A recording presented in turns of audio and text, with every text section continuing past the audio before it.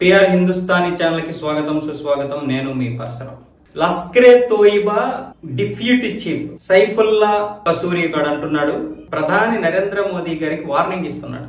Narendra Modi, Jammu and Kashmir మాదే, సింధు జలాలు మావే, ఇక మా ప్రజల్ని కాపాడుకోవడం ఎలాగో మాకు తెలుసు, మా శత్రువుల్ని శిక్షించడం కూడా మాకు తెలుసు. ఇక 370 రద్దు అయింది కదా, ఆ రద్దుని త్వరలోనే ఎత్తివేసే విధంగా ప్లాన్ చేస్తాము అంటున్నాడు వీడు.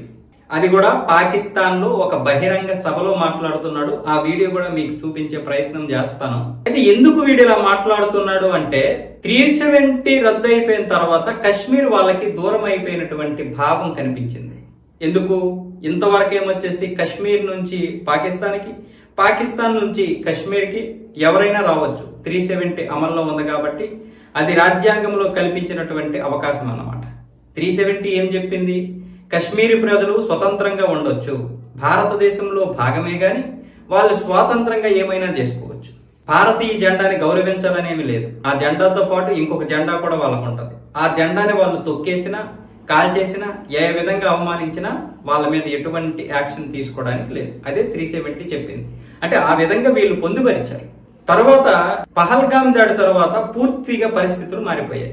ఇప్పుడు పహల్గామ్ దాడి జరిగిన తర్వాత వెంటనే భారత ప్రభుత్వం ఏం చేసిందంటే సింధు జలాలు ఆపేసింది. ఈ సింధు జలాలు ఆపేయడంతో పాకిస్తాన్కి అసలైనటువంటి ఆయువు పట్టు ఈ సింధు జలాలే కదా. ముఖ్యంగా పంజాబ్ ప్రావిన్స్, సింధు ప్రావిన్స్, ఈ యొక్క ప్రజలు 14 కోట్ల మంది బ్రతుకుతున్నారు ఇక్కడ. ఈ రెండు ప్రాంతాల వారికి ఈ జలాలు అనేది చాలా ముఖ్యం. ఈ జలాలు ఆగిపోతే ఇక ఇక్కడ ఉన్నటువంటి వ్యవసాయం దాదాపు 80% చాలా కష్టం. మళ్ళీ వర్షాధారం మీద ఆధారపడాలి. అలాంటి పరిస్థితే కనుక వస్తే పాకిస్తాన్ జీడిపిలో ఈ వ్యవసాయమే 20% కీలకంగా పనిచేస్తుంది. అంటే ఎలాంటి ప్రాధాన్యత ఉందో అర్థం చేసుకోండి సింధు జలాలకి. అందుకే మన మొదటి ప్రధాని నెహ్రూ పాకిస్తాన్ వెళ్ళినప్పుడు, మేము కశ్మీర్ సమస్యను పరిష్కరిస్తాము, మీరు ఈ సింధు జలాలు మాకు ఇచ్చే విధంగా సంతకం చేయండి అంటే ఈయనేమొచ్చేసి సంతకం చేసేసాడు. కానీ కశ్మీర్ సమస్య పరిష్కారం ఏంటంటే తర్వాత చూద్దామని వాళ్ళు ఈయన్ని పంపించేశారు. అది ఆ రోజు జరిగినటువంటి పరిస్థితి. అంటే నెహ్రూ గారు కూడా దేశం గురించి పెద్దగా ఆలోచించేవారు కాదు అనడానికి ఇది ఒక ఉదాహరణ. ఇలాంటి మాటలు మాట్లాడితే మళ్ళీ ఎప్పుడో చనిపోయినటువంటి వ్యక్తి గురించి నువ్వు ఎందుకు మాట్లాడతావు అంటారు. కానీ ఆ వ్యక్తే ఈ రోజు మన దేశాన్ని ఇంత దారుణంగా చేసేసాడు. అయితే నరేంద్ర మోదీ వచ్చిన తర్వాత 2019లో 370 రద్దు అయింది. ఇప్పుడేమొచ్చేసి పహల్గామ్ దాడికి ప్రతిచర్యగా సింధు జలాలు ఆపేస్తున్నాం. మరొక వైపు ఏమొచ్చేసి ఆపరేషన్ సింధూర్ లో భాగంగా 9 ఉగ్ర స్థావరాల మీద మనం దాడి చేస్తే 172 మంది ఉగ్రవాదులు చనిపోయారు. ఆ 172 మంది పాకిస్తాన్ స్వతంత్ర సమర యోధులు అని చెబుతున్నాడు ఈ సైఫుల్లా కసూరి. ఇలాంటి పరిస్థితి ఈ రోజు పాకిస్తాన్కి పట్టింది. ఒకవైపు ఏమొచ్చేసి అన్ని విధాలుగా పాకిస్తాన్ పరువు తీసేస్తుంటే, మరొక వైపు ఏమొచ్చేసి క్రికెటర్స్ కూడా చివరికి వారి పరువు వారే తీసుకుంటున్నారు. చివరికి మన వాళ్ళు షేక్ హ్యాండ్ ఇవ్వలేదని, అంటే హ్యాండ్ షేక్ చేయలేదని కూడా ప్రపంచవ్యాప్తంగా వీళ్ళకు ఉన్నటువంటి ఆ కొద్దో గొప్ప పరువు పోయింది. ఇప్పుడు అందుకే ఇక ఈ ప్రభుత్వాలతో కావని వాళ్ళే డైరెక్ట్ గా సభలు సమావేశాలు ఏర్పాటు చేసేసి నరేంద్ర మోదీ గారికి గట్టి వార్నింగ్ ఇస్తున్నారు. ఇలాంటి వారు మీరు ఒకసారి వీడియో చూడండి.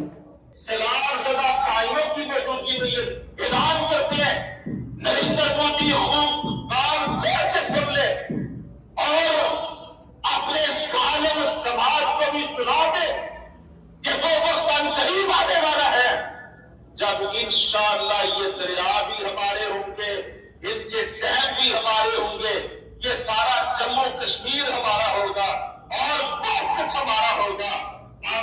విన్నారు కదా సైఫుల్లా కసూరి మాట్లాడినటువంటి మాటలు. అయితే ఈ రోజు మన దేశంలో వీళ్ళకి విపరీతంగా సపోర్ట్ చేసినటువంటి దేశ ద్రోహులు ఉన్నారు. అందుకే వీళ్ళు ఈ విధంగా రెచ్చిపోతున్నారు. మొదట మనం ఈ దేశ ద్రోహుల్ని తరమకపోతే, పట్టుకోకపోతే మనం ఎన్ని ప్రయత్నాలు చేసినా వృధానే.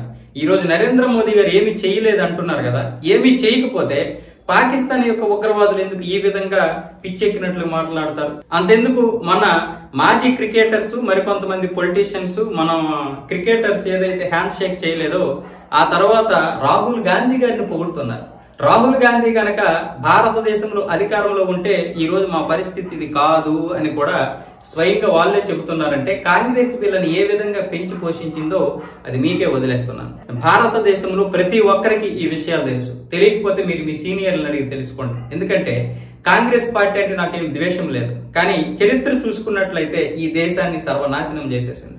మనకి అభివృద్ధి అనేది ఏదైతే ఉందో, ఈ జీడిపి అనేది ఏదైతే ఉందో, పెర్ క్యాపిటా అనేది ఏదైతే ఉందో, గత 10 సంవత్సరాలుగానే దీని గురించి మనం ఆలోచిస్తున్నాం. అది పెంచడం జరుగుతోంది బీజేపీ ఆధ్వర్యంలో.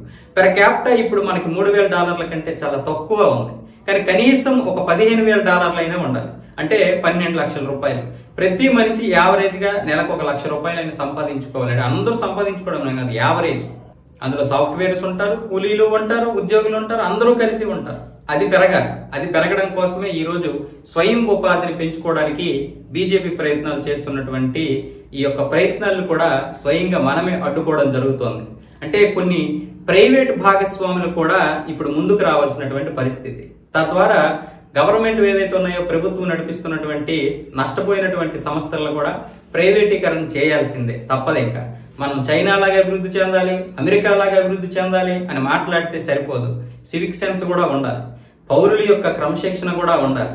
ఎక్కడ అన్యాయం జరుగుతుందో, ఎక్కడ అవినీతులు జరుగుతున్నాయో వాటిని మనం అరికట్టగలగాలి. ఈ రోజు ప్రపంచంలోనే మంచి పొజిషన్ కి వెళ్లే పరిస్థితి భారతదేశానికి ఉంది, ఆ అవకాశాలు ఉన్నాయి.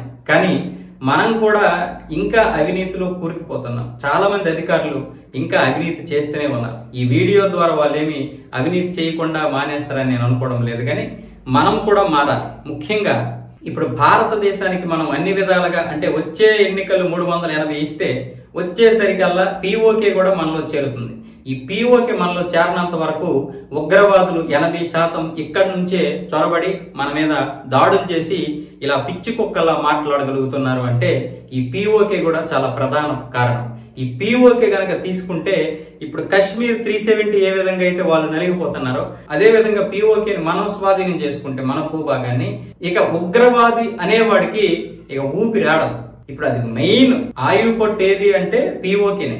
పాకిస్తాన్ ఉగ్రవాదులకు కావచ్చు, ఇంకే ఉగ్రవాదులకు కావచ్చు, భారతదేశం మీద దాడి చేయాలనుకుంటున్నటువంటి ఎవరికైనా సరే పీఓకే ఇప్పుడు కీలకం. ఎందుకు? 370 రద్దు చేశారు కాబట్టి కశ్మీర్ నుంచి చొరబడ్డానికి అవ్వట్లేదు. ఇప్పుడు మన బలగాలన్నీ కూడా రకరకాల ఆపరేషన్లతో అందరినీ లేపు పారేస్తున్నాయి. కాబట్టి ఇలాంటి పరిస్థితుల్లో మనకి పీఓకే చాలా కీలకం. మనందరం మూకుమ్మడిగా రోడ్ల మీదకి వచ్చి జెండాలు పట్టుకొని ధర్నాలు చేయాల్సిన అవసరం లేదు. బీజేపీని గెలిపించుకోవాల్సినటువంటి బాధ్యత మనందరి మీద ఉందని నేను చెప్తున్నాను. కాబట్టి నేనేదో బీజేపీకి కార్యకర్తను లేకపోతే బీజేపీ తరఫున డబ్బులు తీసుకొని చెబుతున్నాను అనుకోకండి. ఈ దేశం గురించి ఆలోచించేవాడిగా చెబుతున్నాను. జై జవాన్, జై కిసాన్, జై భారత్, జై హింద్.